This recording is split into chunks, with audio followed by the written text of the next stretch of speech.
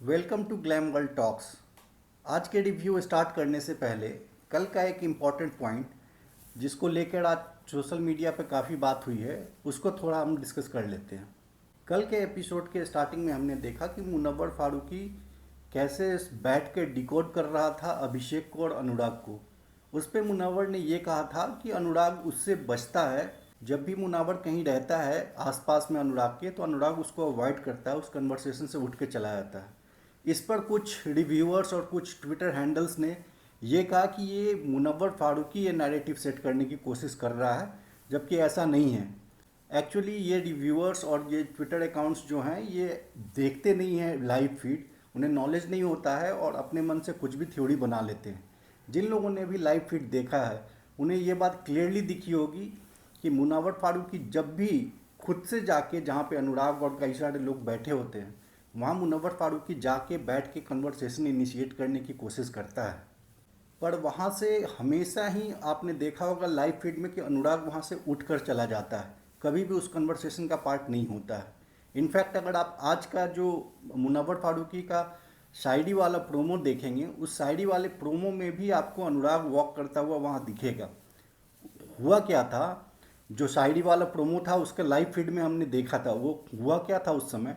हुआ ये था कि अनुराग पहले से बैठा था, उसके साथ दो तीन लोग बैठे थे। विक्की और अंकिता ट्रेडमिल पे एक्सरसाइज कर रहे थे। फिर मुनव्वर आता है अंदर से और आके उस ग्रुप को ज्वाइन करके वहाँ बैठता है।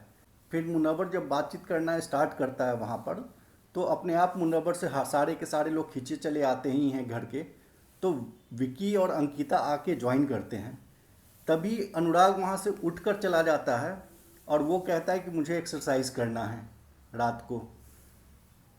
जबकि मुनव्वर आके ऐसा हर बार देखा गया लाइव फीड में कि मुनव्वर आके बैठता है, कोशिश करता है सबसे बात करे, लेकिन जहाँ भी मुनव्वर होता है वहाँ से अनुराग उठकर चला जाता है। आपने जितनी भी शायरी या जो भी ऐसे वाव मोमेंट्स मुनव्वर ने अब तक क्रिएट किए हैं आपने देखा होगा, कभी भी सबको ही जैसी मुनव्वर शायरी बोलता है सबको वाह वाह वाह वाह दाद देते हैं उसे। लेकिन अनुराग को आपने हमेशा उस समय साइलेंट देखा होगा, कभी भी अनुराग वहाँ पे न दाद देता है न उससे बात करने की कोशिश करता है। इनफैक्ट आज के प्रोमो में भी जो आपने देखा कि जब मुनव्वर शायरी बोलना स्टार्ट करता है और वहाँ पे सारे लोग होते हैं वहाँ से अनुराग उठकर चला जाता है। तो इस मामले में मुनव्वर 100% करेक्ट है अपने डिकोडिंग में कि यूके राइडर जो अनुराग है वो माइंड में कुछ ना कुछ प्रीफिक्स माइंड से आया है और उसने सोच के रखा है कि हाँ मुनव्वर सबसे ज़्यादा फेवरेट है शो को जीतने के लिए और अनुराग बस वाना बी इल्विश यादव है। इल्विश का 10% भी उसके अंदर न टैलेंट है न ह्यूमर है ना उतना इंटरटेनिंग है, पर वो चाहता है कि मैं इल्विश यादव बनूं।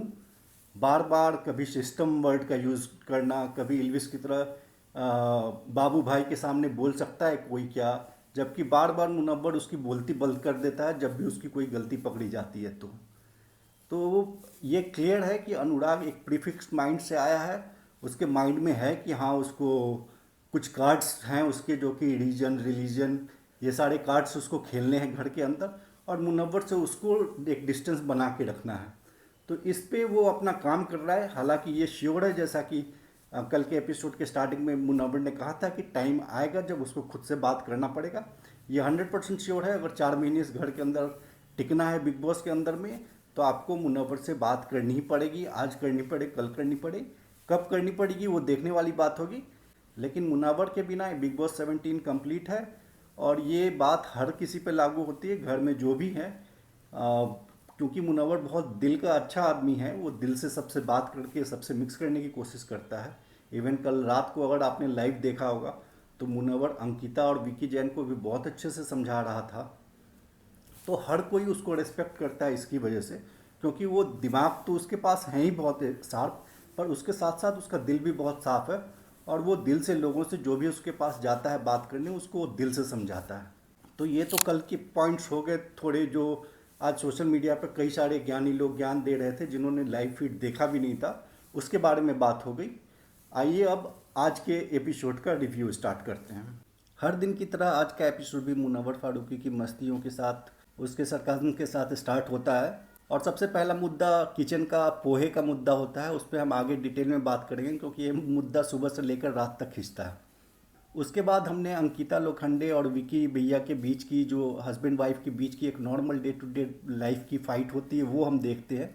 उस पर हमें ज़्यादा कुछ टिप्पणी नहीं करनी चाहिए, ज़्यादा कुछ कमेंट नहीं करना चाहिए, क्योंकि वो एक हस्बैंड वाइफ के बीच का मामला है। उसमें बाहर वाले लोगों को क्या ही बोलना, वो बहुत ही क्यूट कह सकते हैं, सिली कह सकते हैं, जो भी आप कहिए, पर वो फाइट था। उसमें बस ये बात थी कि ईशा को बीच में दोनों साइड जाके बात नहीं करनी चाहिए थी। जब हस्बैंड वाइफ का आपस का मामला है, उन्हें आपस में ही सॉल्व करने देना चाहिए।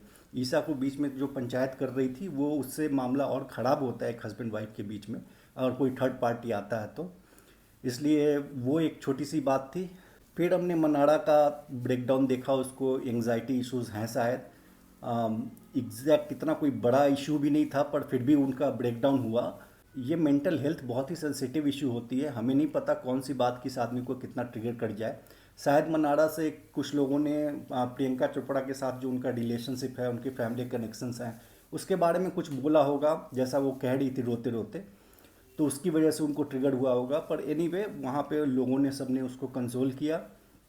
फिर हमने एक इमोशनल मोमेंट देखा, जब मुनव्वर फारूकी अपने फादर को याद करते हैं कि कैसे 2018-19 में वो साथ में बिग बॉस देखा करते थे, और उसके फादर कहते थे कि तुझे इसमें जाना चाहिए। पर आज जब मुनव्वर बिग बॉस में है तो वो उसको देखने के लिए नहीं है। इस बात को याद करके मुनव्वर थोड़ा इमोशनल होते हैं, और वहाँ पे फिर विकी ने और बाकी सब ने एक अच्छा स्वीट जेस्चर दिखाते हुए उसको अप्रिशिएट किया। विकी ने कहा भी कि तुम्हारी ये जो जर्नी देख के, जब तुम्हें स्टेज पर मैंने देखा तो बहुत ही प्राउड फील होता है कि तुमने इतना सफ़र करने के बाद भी यहाँ तक पहुँचे हो। तो वहाँ पे नील हो, सबने मुनावर के साथ भी काफ़ी अच्छा से सिंपैथी दिखाते हुए उसको कंसोल किया। उसके बाद हमने देखा कि बिग बॉस अभिषेक और अनुराग की कैसे खिंचाई करते हैं। ये दोनों आसिम रियाज, सिद्धार्थ शुक्ला के बारे में बात कर रहे थे। ये दोनों ही बिग बॉस हिस्ट्री के ग्रेटेस्ट प्लेयर्स में गिने आते हैं, और ये दोनों ही सस्ते कॉपी बनने की कोशिश कर रहे हैं। अभिषेक सिद्धार्थ शुक्ला की सस्ता कॉपी बनने की कोशिश कर रहा है, और अनुराग इल्विश यादव की सस्ती कॉपी बनने की कोशिश कर रहा है। ये दोनों के दोनों को बात समझनी चाहिए कि लोगों के पास ऑलरेडी अपने फेवरेट्स ओरिजिनल हैं। आसिम रियाज के फैंस ओरिजिनल हैं, सिद्धार्थ शुक्ला के ओरिजिनल फैंस हैं, इल्विश यादव के ओरिजिनल फैंस हैं। तो अगर आप किसी के भी डुप्लीकेट कॉपी बनकर आएंगे मार्केट में, तो कोई डुप्लीकेट कॉपी खरीदने में इंटरेस्टेड नहीं होता है।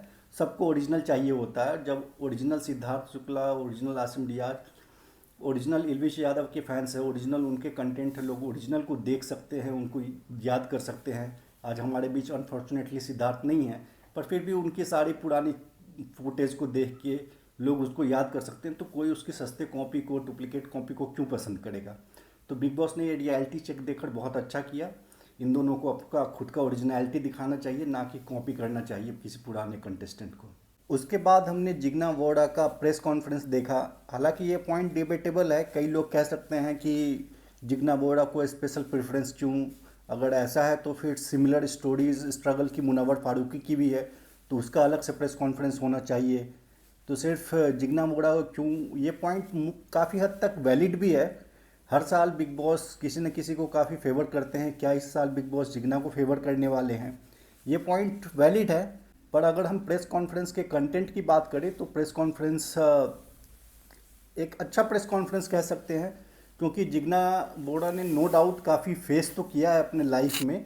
और उनका जो जेल का टर्म था, उनके ऊपर एक सोनी लिव पे स्कूप नाम से वेब सीरीज भी आई हुई है, जिसे लोगों ने काफ़ी पसंद किया।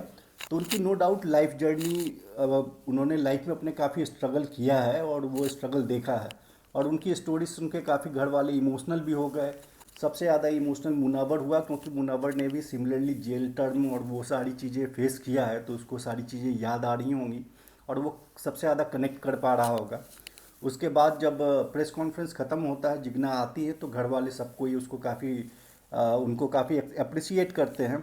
सबके साथ वो बात करती हैं, अच्छे से करती हैं, लेकिन जब अंदर कमरे में आके मुनावर से वो बात करती हैं तो उनका ब्रेकडाउन हो जाता है। वो फर्स्ट टाइम वहाँ रोती है मुनावर के सामने। ऐसा इसलिए क्योंकि वो रिलेट कर पाती हैं कि हाँ, मुनावर ने भी ऐसी चीज़ें फेस किया हुआ है। उसके बाद फिर से वो सुबह का पोहा का झगड़ा स्टार्ट होता है। तो अब हम इस पोहे वाली चीज़ को पूरे थोड़ा डिटेल में समझते हैं। एक्चुअली बिग बॉस जो ऐसा शो है कि मेकर्स डिसाइड करते हैं कि क्या फुटेज आपको दिखानी है और क्या नहीं दिखानी है। जिन लोगों ने कल और परसों का पूरा लाइव देखा है, उन्हें ये बात ज़्यादा अच्छे से समझ में आई होगी कि ये पूरा का पूरा जो सुबह से पोहे का फाइट था, वो क्यों हुआ। जब तक आप पूरा फैक्ट नहीं समझेंगे और सारी चीज़ें जो नहीं दिखाई गई उसे नहीं जानेंगे, तब तक आपको जज करना किसी को भी सही किसी को भी गलत ये काफ़ी डिफ़िकल्ट होगा। तो ये फाइट होता ऐसे है कि सुबह सुबह अंकिता लोखंडे को पोहा खाना होता है। खानजादी जो है आसाम की हैं, आसाम में लोग पोहा नहीं खाते, उसे नहीं पता कि पोहा कैसे बनाते हैं। उन्होंने रिंकू जी से पूछा कि कैसे बनाते हैं, आप मुझे एक बार बता दो तो मैं बना लूँगी। रिंकू जी ने कहा नहीं, ये टास्क है, तुम करो, हम बताएंगे नहीं, तुम बनाओ कैसे भी। यहाँ पे इंडिया से अलग अलग जगह के लोग आते हैं, तो तुमको हर जगह के खाना आना चाहिए। उस पर खानजादी का एक वैलिड पॉइंट था कि ठीक है, मुझे पेठा खाना है, जो कि आसाम का एक रेसिपी है, मैं नहीं बताऊंगी कैसे बनता है, आप बना के मुझे दो। तो ये पॉइंट यहाँ तक कोई गलत नहीं था। उसके बाद जो पूरा का पूरा आर्गुमेंट सुबह ये चल रहा था, फिर शाम को जब ये कंटिन्यू हुआ, शाम को इस टॉपिक को फिर से लेके आई खानजादी ने, ये प्योरली फुटेज के लिए था, उसकी कोई ज़रूरत नहीं थी।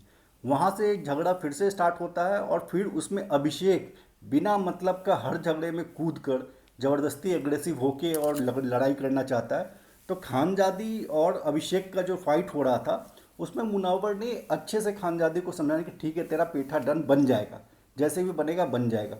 पर वो जो एटीट्यूड मुनावर को दिखाने लगी, उसके बाद एक्चुअली उसका वो हाइपर थी अभिषेक के फाइट के बाद, और वो थोड़ी सी उस तरह का है उसका नेचर कि वो मुनव्वर के साथ भी थोड़ा एटीट्यूड में, और उसको जो उसने गिफ्ट दिया था गमछा, एक आसाम का जो गमछा होता है वो मुनव्वर को गिफ्ट दिया था, वो उसने वापस मांगा।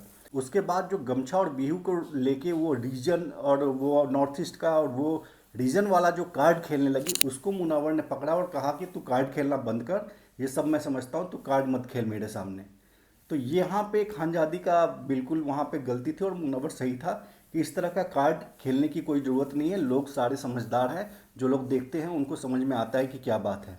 हालांकि ये चीज़ और नहीं दिखाई गई, हो सकता है कल के एपिसोड में दिखाए। इस झगड़े के बाद रात में मुनव्वर फारूकी अंकिता लोखंडे और विकी के साथ बैठा होता है और वहाँ पर वो खानजादी की तारीफ़ करता है और इनफैक्ट उसको डिफेंड करता है, और मुनव्वर कहता है कि मैं अभी भी इसको बेनिफिट ऑफ डाउट देता हूँ, हो सकता है कि इसके लाइफ में ऐसा इसने देखा होगा कि लोग इस पे चढ़े होंगे, लोगों ने इसका गलत इस्तेमाल किया होगा, तो इसका एक ये इस तरह से डिफेंसिव इसका नेचर हो गया है कि कोई कुछ होता है तो ये अग्रेसिवली डिफेंड करने अपने आप को आ जाती है। तो मुनव्वर ने फिर भी उसको बेनिफिट ऑफ डाउट दिया था। तब अंकिता और विकी ने कहा भी था कि हाँ ऐसा हो सकता है। तो मुनव्वर अपनी तरफ से ओपन माइंड सबके लिए रखता है और इसी वजह से लोग उससे पसंद भी करते हैं, क्योंकि वो दिल से लोगों के साथ कनेक्ट करके लोगों को दिल से समझने की कोशिश करता है, किसी को जज नहीं करता और जजमेंटल माइंडसेट के साथ किसी को नहीं। उसने अभिषेक को भी जज नहीं किया, उसने खानजादी को भी जज नहीं किया, उसने मन्नारा को भी जज नहीं किया, सबको समझने की कोशिश करता है। तो कुल मिलाकर आज एपिसोड में ये सारी चीज़ें हुई। आज के एपिसोड में अगर हम कहें कि कौन गायब था, तो जो तीनों इन्फ्लुएंसर्स थे आपके, अनुराग, वरुण भाई और तहलका प्रैंक, ये तीनों के तीनों एब्सेंट थे। उसके अलावा नील और ऐश्वर्या वो भी कुछ खास दिखे नहीं। अभिषेक लास्ट के फाइट के अलावा और उसका कुछ खास था नहीं। ईशा बीच में जो पंचायत कर रही थी अंकिता और विकी के बीच में, उसके अलावा कुछ था नहीं। बिग बॉस ने हालांकि दिमाग वाले रूम में कुछ और लोगों को रख रखा है, लेकिन दिमाग देने के लिए हमेशा अंकिता को बुलाते हैं या कभी ऐश्वर्या और नील को बुलाते हैं। आज अंकिता को बिग बॉस ने फिर से थेरेपी रूम में बुलाकर उसको दिमाग देने की कोशिश की और ऐसा प्रोजेक्ट करने की कोशिश की हम लोगों के माइंड में कि अंकिता मास्टर माइंड है, वो गेम को सबसे अच्छा समझ रही है। बल्कि जरूरी नहीं है, उसके अलावा विकी भी गेम अच्छा खेल रहा है, मुनावर भी गेम अच्छा खेल रहा है और अंकिता भी अच्छा गेम खेल रही है, इसमें कोई डाउट नहीं है। ये तीनों अभी तक के और हमारे हिसाब से टॉप 3 बेस्ट प्लेयर्स ये तीन हैं अभी तक के। इन तीन के अलावा मनारा को भी आप इग्नोर नहीं कर सकते, मनारा भी एक इंटरटेनिंग फैक्टर है। कुछ ना कुछ वो ऐसा बोलते हैं जिससे लोग काफ़ी इंटरटेन होते हैं और लोगों को वो भी काफ़ी पसंद आ रही हैं। तो अभी तक के हिसाब से अगर टॉप 4 देखा जाए तो आज के एपिसोड पे अगर केवल बात किया जाए तो मुनावर ऑब्वियसली नंबर 1, अंकिता आज की डेट में नंबर 2 थी, विक्की भैया नंबर 3 कह सकते हैं क्योंकि वो कुछ भी करते रहते हैं, इन्वॉल्व तो रहते हैं एटलीस्ट, और मनारा, ये 4 लोग जो हैं जो कि आज की एपिसोड में काफ़ी शाइन किए और बाकी सारे लोगों का आज कंटेंट काफ़ी कम था। तो ये था हमारे अकॉर्डिंगली आज का रिव्यू। आपको कैसा लगा, आपके माइंड में कुछ और बात है जिसको आप डिस्कस करना चाहते हैं तो आप कमेंट करके हमें ज़रूर बताइए।